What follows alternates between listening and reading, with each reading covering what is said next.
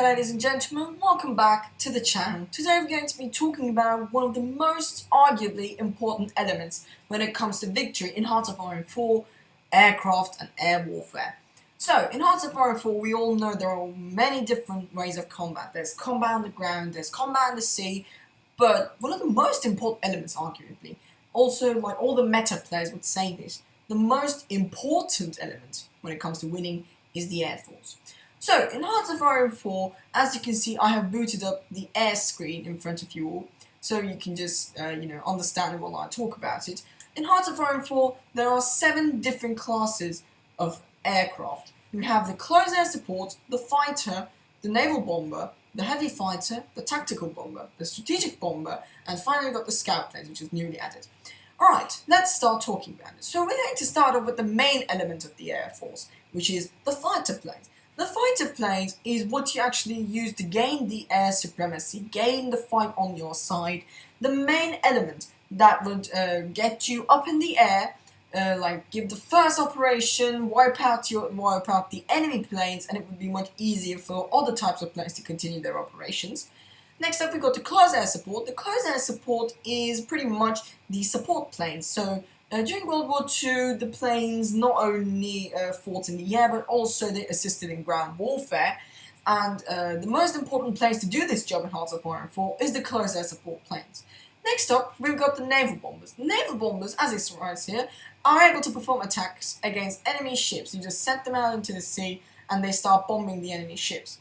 Next up, we have the heavy fighter. So we talked about fighter. Now let's just jump onto the heavy fighter. The heavy fighters, compared to normal fighters, have amazing weaponry. They can fight like very, very powerfully compared to normal fighters. However, they are very slow and they're not agile, which would actually just bring them a problem that would not be caused by fighters normally, but with heavy fighters supported by normal fighters, etc., you would have an amazing firepower in the air and you would start gunning down enemy planes like they're butter. Next up, we've got the tactical bombers. The tactical bombers and the strategic bombers right next to it are two very similar classes.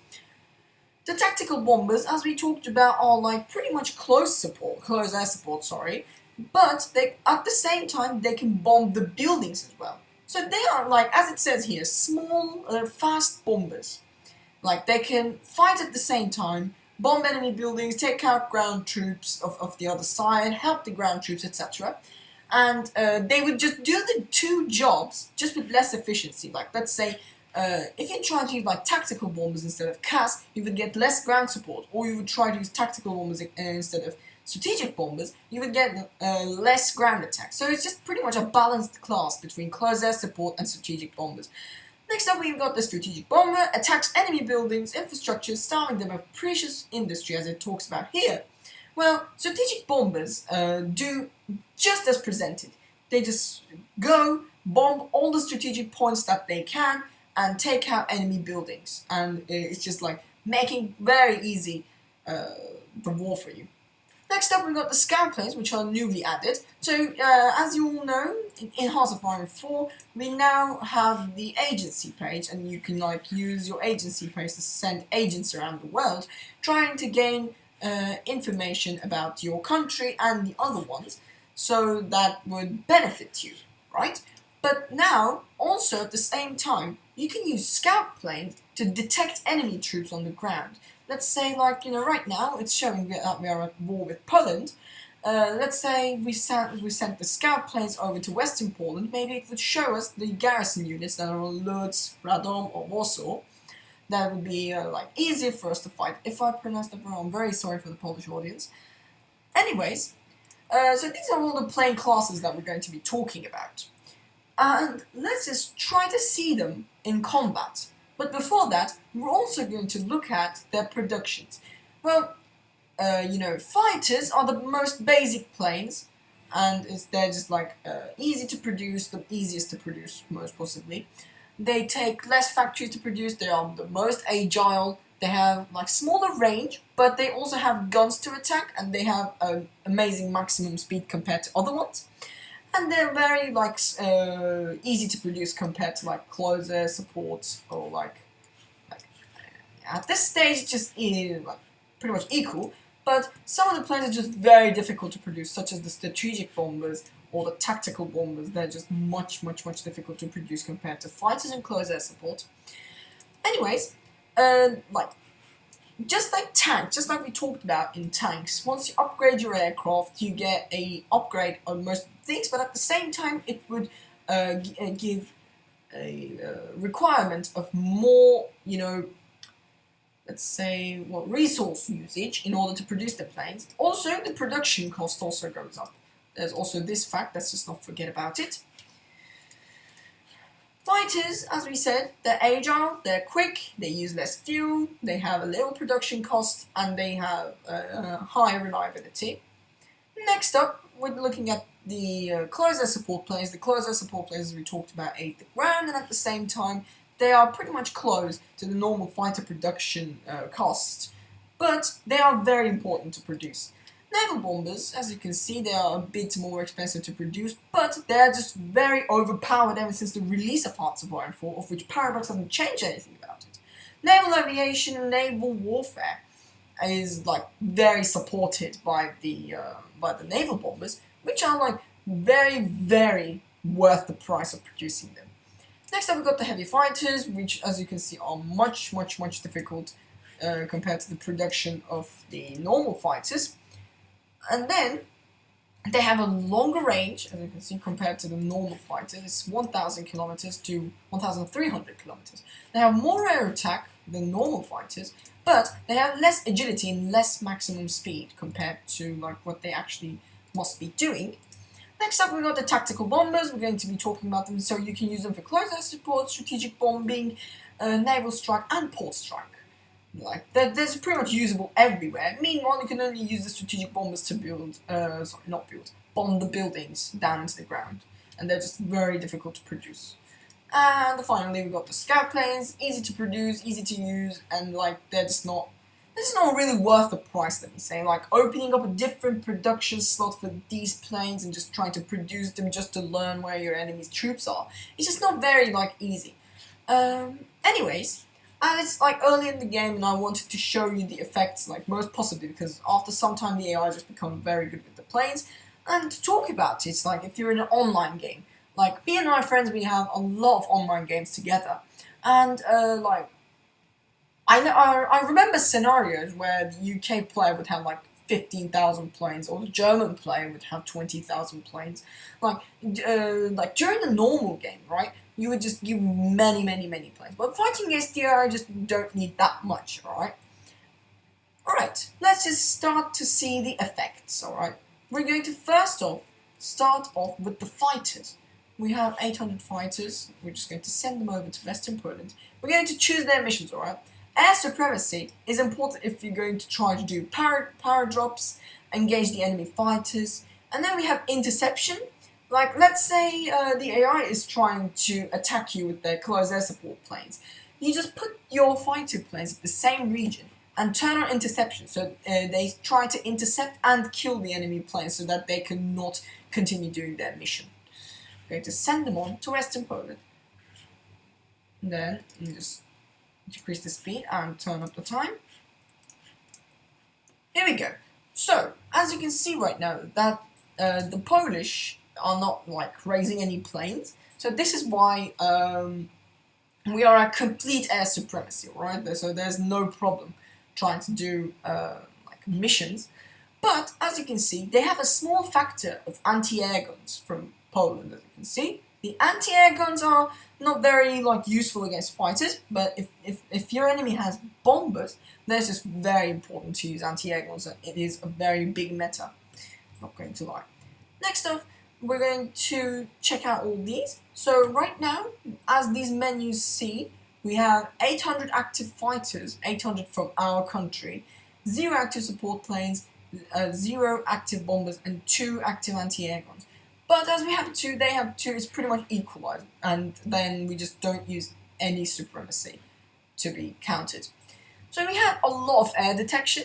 So what is air detection? So if air detection is low, you just can't find the enemy fighter planes that you're going to be spotting and killing. But If your air detection is really high, you just jump onto the spot and just start fighting, just in a very easy way. The thing is, these can be changed by the doctrines, of which I'm going to be showing you right now. So doctrines, as you can see, is divided by 3. Strategic destruction, battlefield support, and operational integrity. Well, strategic destruction is pretty much what the allies would use, especially in an online game, because it just helps a lot with the strategic bombing and attacking the factories of the other one. Home defense, as you can see, ground support, extra naval missions, but they're all about bombing, alright? Next up, we've got battlefield support. Using the close air support planes. So battlefield support, if you're going to be using more close air support planes, then you're going to be going for battlefield support. If you're going to be using strategic bombers, go for strategic destruction. And finally, if you're going to be using tactical bombers, start using operational integrity, as these give the tactical bombers a huge amount of bonuses, and it's just going to be very easy to fight once you're done with these. In online games, these are actually crucial, right? And going for air doctrine in an online game is absolutely crucial. But playing SAI, just like I said, it's not that much of a thing. Anyways, now we're just going to be looking at the next one, which is average mission efficiency. Right now, we have the airbase capacity and supply all very close to the front, and we can supply every single one of our planes without any trouble, and we can just send them all over to the polar skies, alright? Just start the time. So, as you can see, they're not raising any planes. There we go, 163 enemy fighters and 162 enemy fighters. As you can see, we already started killing them. We have more air attack, more agility, and more speed, which is most possibly our fighters are considered as fighter 2s, meanwhile their fighters are considered as the interwar fighter, which is the worst class of them all. As you can see, we're slowly shooting down the enemy planes. So, once we have the air covered, right, we have like more than 75% air superiority, we control most of the skies. Why don't we also send our heavy fighters in there to see what they're capable of doing? So right now we have more fighters in this mission, and now we have more powerful guns, we have more air superiority. Like, if you let's say go for a ratio between your planes and enemy planes, and if models are near to each other, the one that has more planes actually manages to do more. We're going to be going to the details screen. We killed 7 enemy fighter planes and lost 1 fighter plane. As you can see, the number is going up. We were killing 2 per day, now we're killing 6 per day, alright? So, right now, as we have the air covered, we're also going to send in our close air support wings. So, we're going to be seeing the effects of these straight away, okay? We're going to send them for close air support missions. And now, to see that, we're going to start a battle between us and the Polish troops. Here we go. Attack. See, yeah, it's rising. Here we go. To show you guys, they have the less air superiority, alright? We have the air superiority and the fighter support. Now, let me just show you that from the air screen. As you can see, we have 1.8, 4.2, it's slowly rising by the way, done damage to the enemy divisions by our close air support planes. As you can see, we are slowly grinding down to trash. And as you can see, it is just very easy to punch through once you have your close air support planes on the case. Let's just keep going. Let's attack this tile. Attack with one more tank. Let me just show you. Here we go. 2.0 damage done to the enemy divisions. As you can see, we can see the amount of the enemy troops that are bombed down here, which is a much easier way of actually spotting what we're able to do right now. Well, why don't we also take a look at what our naval bombers are capable of doing? Poland starts with a fleet of, I believe, 5 ships. Let's just send it to the lower Baltic Sea and maybe try to naval strike. We're slowly going to start getting notifications and pop-ups about what is actually going on here. Now, these are scout planes, right? We're going to be sending the scout planes over to Königsberg. So these guys have a mission of finding out where the enemy troops are and detecting their spots so we can find the enemy troops easier and we can attack them easier so we can win easier. That's pretty much the entire sense about it. see, the air support is going up. Meanwhile, we're killing even more fighters. The number is going down. The Polish aren't going to put out their navy, I believe. So, strategic bombers. Let's try to see their magic. So, normally you would say, what is 400 planes going to do once your enemy has like 10,000 planes? Don't you worry. Once you have your air supremacy, or like you have pretty much the upper hand when it comes to air, then like even a small amount of these are magical. I'm going to put up the speed a little bit so we can just see the effects a bit quicker. Strategic bombers also have an increased amount of range, so it's very easy to understand where they're headed for.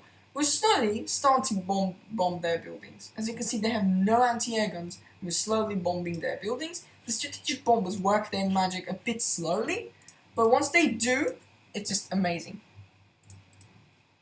Also, to be completely sure that I tell you about this, once you have air superiority or the close air support on your side, your divisions will move quicker. So, like, if they're under fire, they're going to move slower, let's say. Right, so it's going to be like an easy way of telling this. Just move into these empty tiles altogether.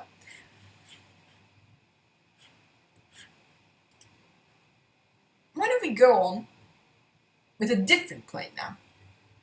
Because there are like many different planes that we're going to be showcasing. We have the transport planes. I'm not going to be showing these because these require paratroopers to be done. What you do actually is just gain air supremacy, click on the paradrop button, select the tile, and then just put the divisions on that. And then we have our, these are our tactical bombers. You can like use these for naval strikes, strategic bombing. We're just going to send them for both, right? Send them over to the western Polish sky. We're now bombing and attacking, so it's just much easier. As you can see, we already bombed just about 3 buildings, and just like I said, more is better, but even a small amount of these planes just work their magic very quickly, and it's just very easy to understand what they're actually capable of. To the end game, actually, if there is like a situation where the Allies are actually stuck and they just can't D-Day into the Axis, then what they do is just, in our games, honestly, in our games, what we do is just we start getting even more strategic bombers. So we just bomb the ports, we bomb the air bases, so the Axis slowly starts to lose the supremacy, and at the same time we can bomb their troops, which is going to gain the upper hand on the ground as well, so it's going to be an easier work for us again. So this was actually pretty much what you need to do when you're using planes, right? But honestly, planes are just very important when it comes to victory, so always make sure to have planes, alright? So fighting on the red air especially is very difficult because once the enemy actually gets the close air support guns on you, then that is when you understand that you're in a very grave situation, because then you won't be able to push, even your tanks wouldn't be able to push, and like you would have a lot of trouble actually trying to organize your army, and then they would actually start trashing your divisions and manpower, you would start to lose equipment. It would just pretty much be a nightmare, as I can understand and I'll tell you. It's just pretty much a nightmare, right? And so this is why you must always be very careful with your planes and stuff. So honestly, as you can see, we just pretty much trashed the Polish Air Force. We're doing so much damage that our divisions are just punching through very easily. The enemy divisions are getting bombed. We bombed around 8 buildings at eastern Poland. So this is what the strategic bombers are actually paying out for. The strategic bombers, as we said, are for buildings, and they actually start paying out once they do. And there we go. That's actually the end of it. This is going to be the guide on planes. If you have any questions, ask down in the comments. I'll be always there. And we're going to be posting another video, this time concerning both air and ground combat all together. We're going to be explaining all of the elements, and it's just going to be a much explanative plan in detail. Anyways, guys, thank you so much for watching, ladies and gentlemen. If you're new, don't forget to click like and subscribe to the channel, and stay safe as always.